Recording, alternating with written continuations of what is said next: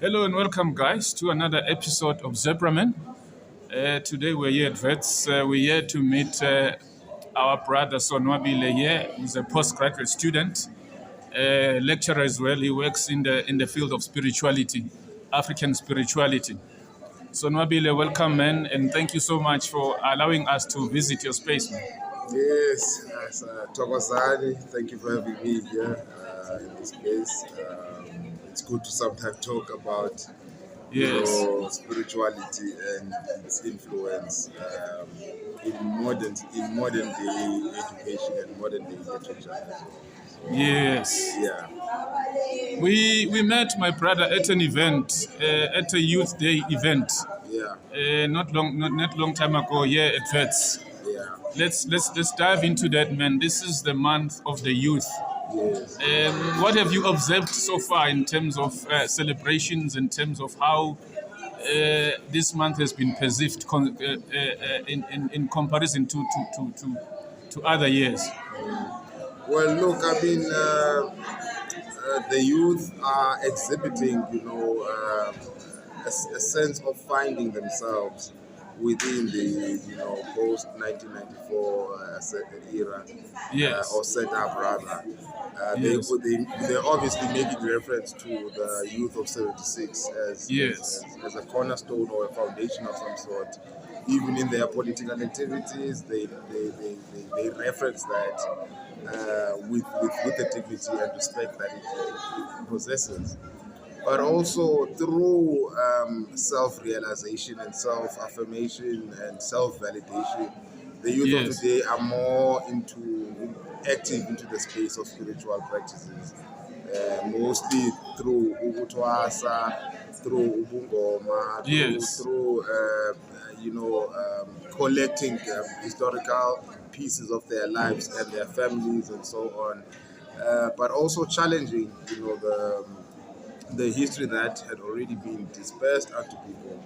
So, national history, for instance, has always been very linear and was always through the lens of, the colonial canon and yes, the apartheid canon and the post 1994 Mandela Rainbow Nation canon. But yes, now the youth of today are stepping away from that framework and are embracing something that is more deep, something that has been hidden and shut down for a very long time, yes, which is spiritual practices, ancestry, nativism, modes of old knowledge systems are now being reintroduced back through the youth of today. So spirituality then, I would say, plays a role in identifying, the strengths of the youth of today to actually challenge, histories that have never been challenged fully by other youths. So yes, this month is more than just about revering those fallen heroes, revering, those certain isolated incidents in the country in terms of the anti-apartheid struggle. So now we are focusing on the self, and I think that they're doing an amazing job. They are more open about it. Spirituality is spoken a lot on social media. It's spoken a lot yes, absolutely. through vlogs, through podcasts, YouTube, even on other social media platforms, or Facebook, TikTok, and so on. It's there, and most of the people that are engaging, those spaces are Yes, young people. So it's interesting that technology now has been introduced to our ancestors, and also the knowledge systems of knowing that we never relied on Western astrologers to tell us as to what is the meaning behind stars. How do we speak to the stars and the planets and so on? yes, That was indigenously infused into our people through their lineages, and that was interrupted briefly by colonialism, by yes. slavery, by Missionaries and missionary education, Gene, and so yes, on, and also displacement of people in terms of the land they occupied for the advancement of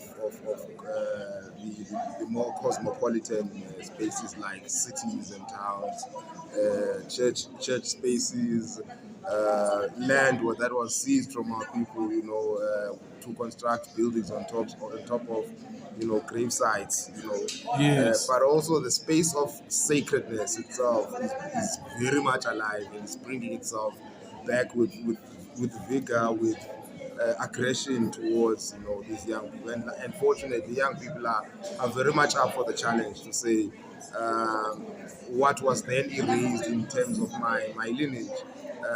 I am going to unerase it, and make sure that my ancestors are spoken for, my ancestors are validated, they are real, they're here, and also their trauma has been now answered through me as the young Yes. person. Yeah. Yes. Let's look as a lecturer, as a person who works in the space, where there's diversity, there's people within the region, SADC, there's people within the continent, there's people from overseas. In your working with the young people, how have they managed to play in that space, to be able that they make sure that they don't lose themselves in all the other cultures, Yeah. and that they, as Africans, we keep it original. Because the city is a different space. It's a Western space. Yeah. It can be difficult for individuals to take away from the Western space and to be able to remain within our cultural practices and spaces and our spiritual practices as well. Yeah. Look, when you're speaking about cities in general, those are cosmopolitan spaces, and because in history, or historically, it's known that the labor that was required to construct these cities were Yes. Africans. So Yeah, absolutely, the yes. labor that was needed for mining these minerals, gold, diamond, oil, and so on, were Africans.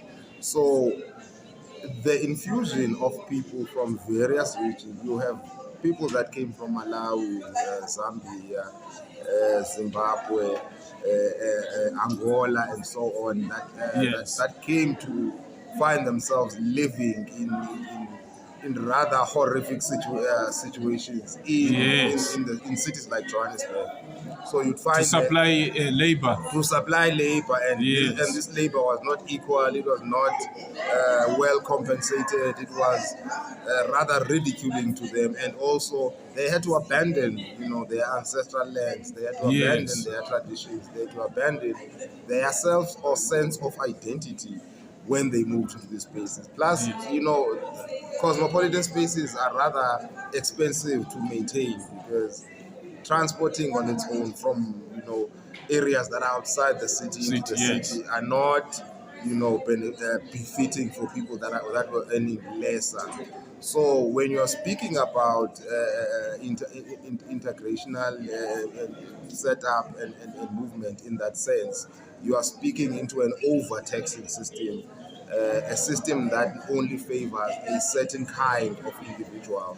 So through the colonial canon, again, through the Union of South Africa, through the apartheid system, this setup of cities was very costly to the African, and not forgetting the fact that Africans found themselves living in very tiny spaces, hostels, what was Yes. then called by our grandmothers and grandfathers was called matchbox houses, Yes. township setups, and these townships differ, from the other in terms of, the economic line, and also means of affording, living in these areas with children, with elderly people, with their wives and their husbands and so on. And that alone put a stamp in terms of erasure of these Africans and the power that they had. You see. So now being a laborer meant that you have lost a sense of power, a sense of identity, a sense of Yes. duty, a Yes. sense of duty to your ancestors and the powers that you were given by your ancestors. If we recall quite well, there was an act passed by the apartheid government that was titled Protection of Witchcraft and Practices Act. which prohibited traditional healers, for instance, from occupying urban spaces, even in rural settings. Wow, They, I didn't know about that. that law was passed in Yes. 1957, so it Yes. was upheld until 1994 came.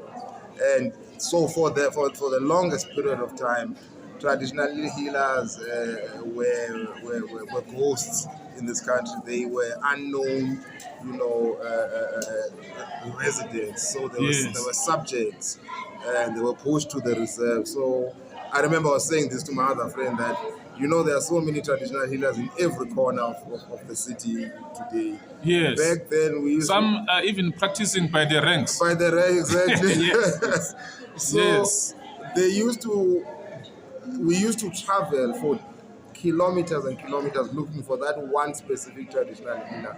You will Yes. find that they live in remote areas that are either close to the forest or close to the mountain or close to a cave, and Yes. that's the space that they felt that they could actually function on, properly without the harassment of the state.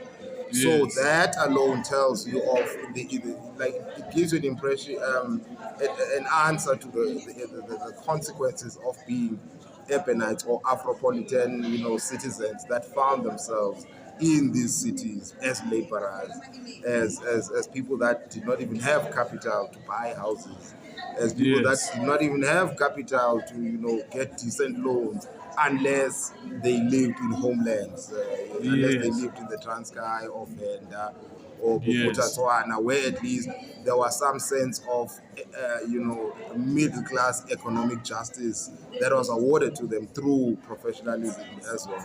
But Yes. then again, even in homelands, traditional healers were not in the front. They were also absent. Hence, I use the term they were ghosts in this country. Yes. So when you see the youth today embracing it fully, without any apology about it, you are impressed by it, because it means Yes. that history is now being answered and properly rewritten and corrected, Yes. for the advancement of people. Yes.